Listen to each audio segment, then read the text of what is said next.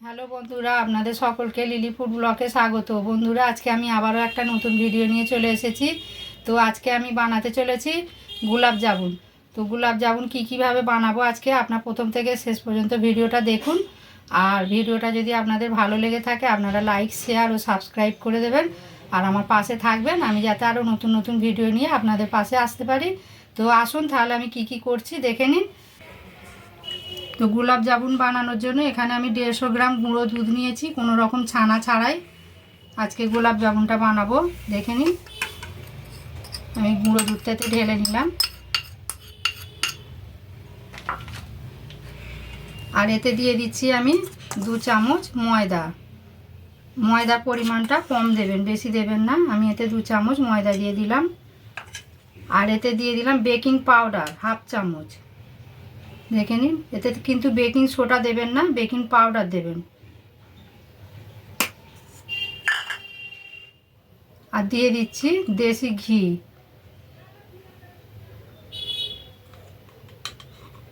এতে ঘিয়ের বদলে আপনারা বাটারও ব্যবহার করতে পারেন বা সাদা তেলও ব্যবহার করতে পারেন। এটা শুকনো উপকরণগুলো আমি হাত দিয়ে ভালো করে আগে মিক্সড করে নেব।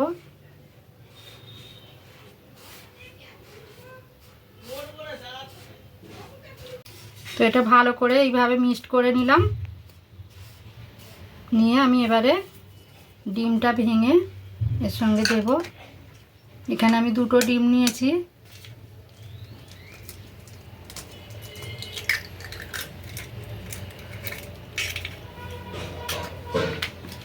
ডিমের পরিবর্তে আপনারা লিকুইড দুধ দিয়েও এটাকে মাখাতে পারেন।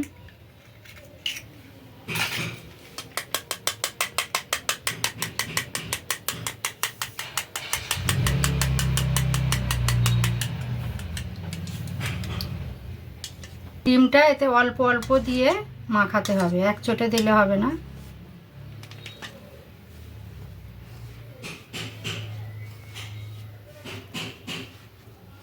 বা এতে দুধ ডিম দুটোই দিয়ে মাখাতে পারেন।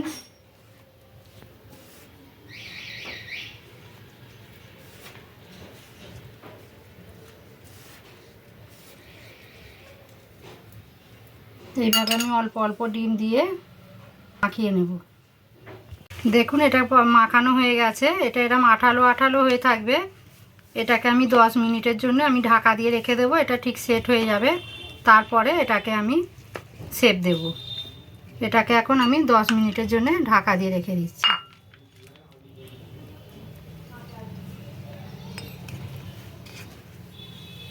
রেখে দিলাম। ততক্ষণ আমি চিনি শিরাটা তৈরি করে নিচ্ছি।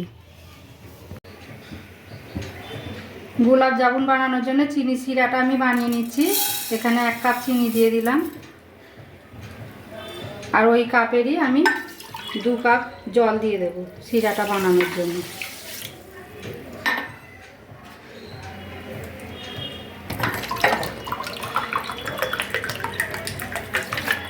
আমি 2 কাপ জল দিয়ে দিলাম। শিরাটা আমি ফুটতে দেব। আর এতে দিয়ে দিচ্ছি থেতো করে নেওয়া 3টে ছোটো এলাচ। এটাকে আমি ফুটতে দেব। তো দেখে নিন, চিনি শিরাটা ফুটে উঠেছে। চিনি শিরাটা কিন্তু খুব পাতলাও হবে না আর খুব গাঢ়ও হবে না, জাস্ট একটু ফুটে উঠলেই এটাকে আমি বন্ধ করে দেব।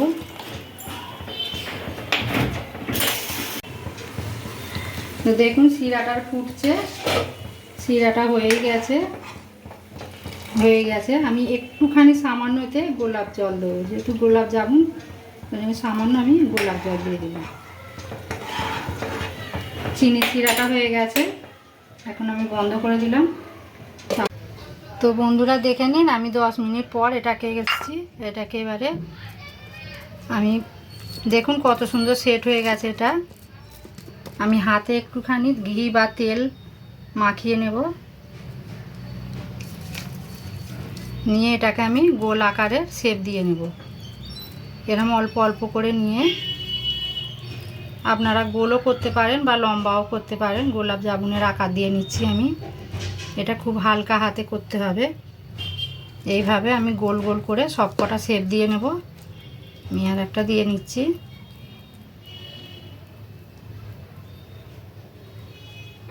এইভাবে আমি সব শেপ দিয়ে নেব। তো বন্ধুরা দেখে নিন, আমি তো কড়াইতে তেল দিয়ে দিয়েছি, তেল গরম হয়ে গেছে। একদম লো ফ্লেমে এটাকে ভাজতে হবে। আমি এখন বলগুলো আস্তে আস্তে এতে ছেড়ে দেব। গ্যাসের ফ্লেমটা কিন্তু একদম লোতে করা আছে। হালকা গরম তেলে এগুলো ভেজে নেব।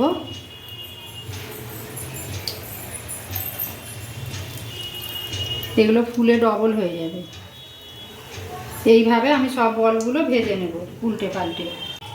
দেখুন দেওয়ার সাথে সাথে হালকা কালার এসে গেছে বেশ। এটা কিন্তু খুব হালকা আগুনেই ভাজতে হবে।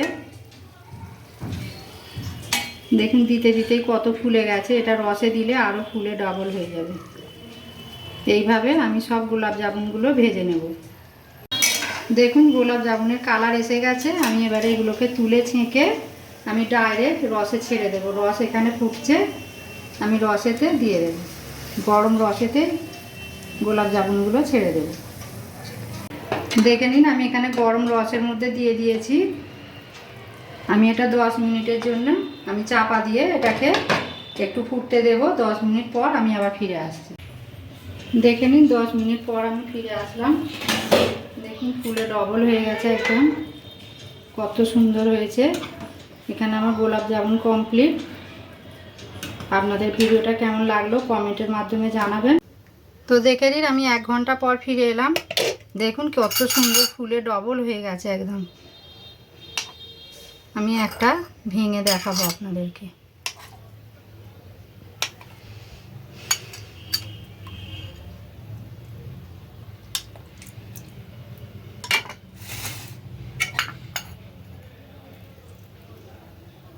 আপনারা ভাঙাটা দেখলেই বুঝতে পারছেন যে এটা কতটা নরম হয়েছে। দেখে নিন, দেখুন কত নরম হয়েছে। তো আপনারা এইভাবে বাড়িতে বানিয়ে খাবেন আর বাড়ির লোকেদেরকেও খাওয়াবেন, খুব খুশি হবে। তো এখনকার মতো ভিডিওটা এখানেই শেষ করছি। দেখা হচ্ছে আবার পরে নতুন কোনো ভিডিও নিয়ে।